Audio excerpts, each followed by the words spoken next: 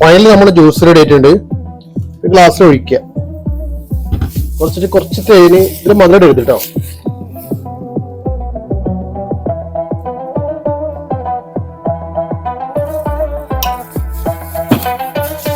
ഒരുപാട് ഒന്ന് ജസ്റ്റ് ഒന്ന് ഷേക്ക് ചെയ്യുക, അല്ലെങ്കിൽ അങ്ങനെ തന്നെ കുടിക്കുക. ഓക്കെ, ഇത് അടിപൊളി ജ്യൂസാണ് മക്കളെ. ഏത് ഓടാത്ത വണ്ടി ഓടും. ഓക്കെ, സെറ്റ് സാധനമാണ്. നിങ്ങൾ ആ ജാമ് ഈ ജാമ് സ്റ്റാമിന സേവർ ഇത് കഴിക്കണം. നല്ല നാച്ചുറൽ കഴിച്ചു നോക്കി. സെറ്റ് സാധനമാണ്. നിങ്ങൾ ഉണ്ടാക്കിയിട്ട് ഫീഡ്ബാക്ക് അറിയിക്കും. ഓക്കെ,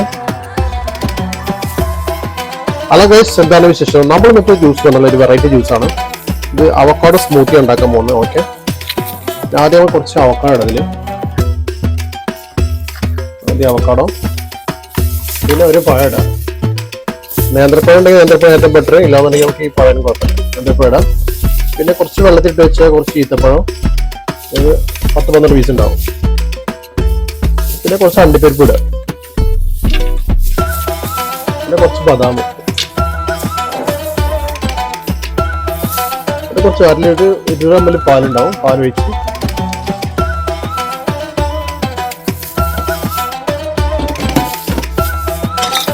തണുപ്പ് ആവശ്യത്തിനനുസരിച്ചിട്ട് നിങ്ങൾക്ക് ഐസ് കുറച്ച് കൂട്ടുകയും ചെയ്യാം. ഓക്കെ, ഇവിടെ നമ്മൾ ബ്ലെൻഡ് ചെയ്തു. ഓക്കെ, നല്ല മിക്സ് ആയിട്ട്